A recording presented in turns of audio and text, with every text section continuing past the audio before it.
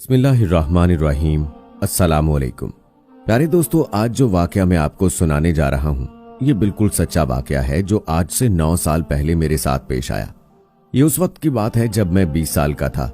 मैं अक्सर शाम के वक्त दोस्तों के साथ क्रिकेट खेलने ग्राउंड में जाता था। एक शाम दोस्तों के साथ क्रिकेट खेलकर मैं वापस घर की तरफ जा रहा था।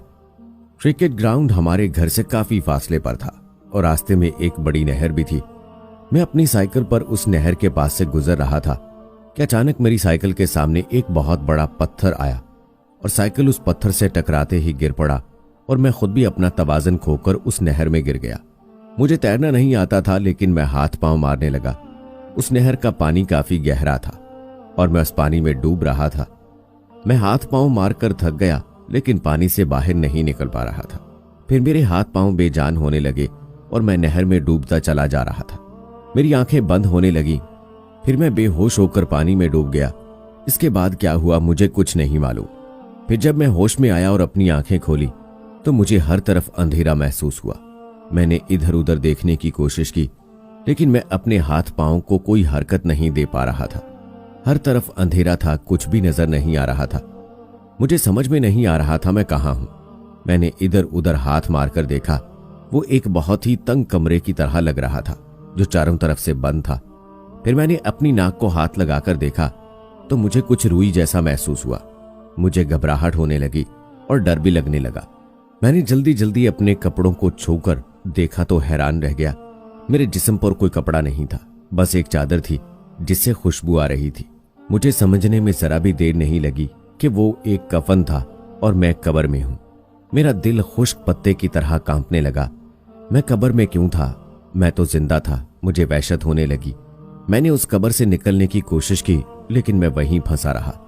वहां से निकलना बहुत मुश्किल था क्योंकि कब्र कोई मजबूती से बंद किया गया था। मैंने अपने हाथ से उठने की कोशिश की और कब्र के ऊपर लगे घड़े अपने हाथों से तोड़े और पूरा जोर लगाकर मट्टी को इधर उधर करने लगा।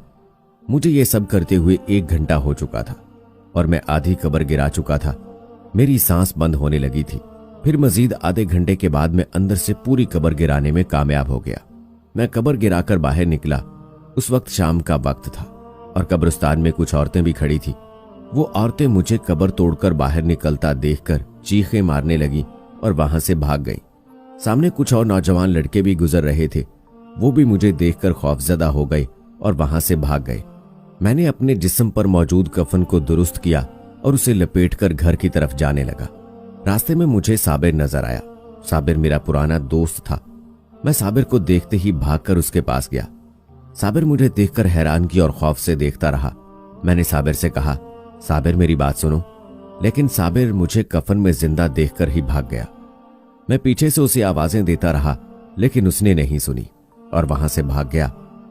मैं जानता था सब मुझे देखकर डर रहे होंगे और कोई मेरे जिंदा होने का यकीन नहीं करेगा। जो भी मुझे देखता वो मुझे रूह समझता था। कब्रिस्तान से घर जाते हुए रास्ते में मेरी खाला का घर था।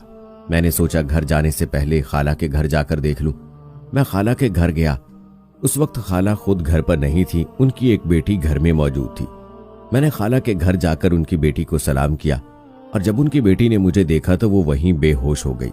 मैं भागकर घर से बाहर निकल आया। फिर मैं अपने घर की तरफ जा रहा था। मेरी मौत की खबर पूरे इलाके में फैल चुकी थी, इसलिए जो भी मुझे देखता डर से भाग जाता। मेरी समझ में नहीं आ रहा था आखिर मैं क्या करूं। मैं जब घर पहुंचा तो मेरा घर लोगों से भरा हुआ था। वो सब शायद मेरे मरने की खबर सुनकर मेरे घर जमा थे। अब्बू, अम्मी और बाकी सब लोग मुझे देखकर वहशतज़दा हो गए। कुछ लोग कलमा पढ़ते हुए घर से बाहर निकल गए और कुछ डर से कमरों में भाग गए। मैं अपने अब्बू के पास चला गया। अब्बू ने मुझे देखते ही पूछा, कौन हो तुम? मैंने हैरत से अब्बू को देखा। उन्होंने भी मुझे पहचानने से इनकार कर दिया। फिर मैं अम्मी के पास गया। अम्मी ने भी अपना चेहरा दूसरी तरफ कर लिया। मेरा छोटा भाई मुझे जिंदा देखकर ही बेहोश हो गया। अब्बू ने गुस्से से मेरी तरफ देखा और बोले, निकल जाओ हमारे घर से। हम जानते हैं तुम हमारे बेटे नहीं हो, कोई बदरू हो। मैंने अब्बू से कहा, अब्बू मेरा यकीन करें मैं आपका बेटा हूं। आप लोगों ने गलती से मुझे मुर्दा समझकर दफन कर दिया था।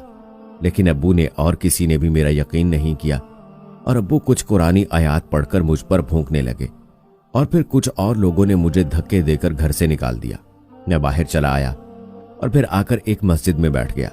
रात का अंधेरा होता जा रहा था। मैंने अपना चेहरा घुटनों में छुपा लिया था ताकि कोई मुझे पहचान न सके, वरना मुझे मस्जिद से भी निकाल देते। लोग जब ईशा की नमाज पढ़कर घरों की तरफ जा रहे थे तब मैं मस्जिद के वॉशरूम में छुप कर बैठ गया। इमाम मस्जिद का दरवाजा बाहर से बंद करके चले गए और मैं सारी रात उस मस्जिद में बैठा ये दुआ करता रहा कि मेरे घर वाले मुझे कबूल कर लें। सुबह के 5 बजे मेरी आंख खुली जब इमाम मस्जिद अजान देने अंदर आया। उसने मुझे सामने बैठा देख लिया और मुझे मस्जिद में देखकर वो काफी हैरान होता हुआ मेरे पास चला आया। उस इमाम मस्जिद ने मुझसे पूछा, आप कौन हैं बेटा और अंदर कैसे आए? मैं इमाम की बात सुनकर घबरा गया। वो मेरे पास बैठ गए और शफकत से बोले, आप यहां क्या कर रहे हैं, अंदर कैसे आए? क्योंकि कल रात ईशा की नमाज के बाद तो मैं खुद मस्जिद का दरवाजा बंद करके चला गया था। मैं उसका शफकत भरा लहजा देखकर उनको सारी बात बताने का फैसला किया। मैंने शुरू से लेकर आखिर तक उनको सारी बात बताई। वो मुझे गौर से देखते रहे, फिर बड़ी हमदर्दी से बोले, बेटा ऐसा ही एक वाकया मेरी चचाजाद बहन के साथ भी हो चुका है। मुझे यकीन है तुम झूठ नहीं बोल रहे, चलो मेरे साथ तुम्हें तुम्हारे घर लेकर चलता हूं। मैंने डरते डरते कहा, मौलवी साहब मुझे घर वाले कबूल नहीं करेंगे। लेकिन मौलवी साहब मुझे हौसला देते मेरे घर ले आए। अब्बू अम्मी भाइयों से बोले कि ये आप लोगों का बेटा है, आप इसे कबूल क्यों नहीं करते? तब अब्बू ने कहा, हमारा बेटा मर चुका है, हम नहीं जानते ये कौन है। हमने अपने बेटे को दफन कर दिया था, फिर ये कौन है, कहां से आया? मौलवी साहब ने तहम्मुल से अब्बा की बात सुनी और फिर नरम लहजे में बोले, भाई साहब आपने अपने बेटे को गलती से मुर्दा समझकर दफन किया था। वो नहर में गिरकर सिर्फ बेहोश हुआ था और आप उसे मुर्दा समझकर दफन करके आ गए। ऐसे वाकयात अक्सर होते रहते हैं। ये आपका ही बेटा है? तो अब्बा ने बरहमी से कहा, अगर ये हमारा बेटा है तो इसे कहो साबित करे। मौलवी साहब ने अब्बा की बात सुनकर जेब से अपनी छोटी कैंची निकाली और कैंची की नोक मेरी हथेली पर मार दी। मेरी हथेली से खून आने लगा तो अब्बा अम्मी और बाकी सबको यकीन आया। अब्बू और अम्मी ने आगे बढ़कर मुझे गले लगा लिया। मैंने इमाम मस्जिद का शुक्रिया अदा किया और वो वहां से चले गए। आज मेरी उम्र 50 साल है और यह खौफनाक वाकया मैं आज भी अपने बच्चों को सुनाता हूं।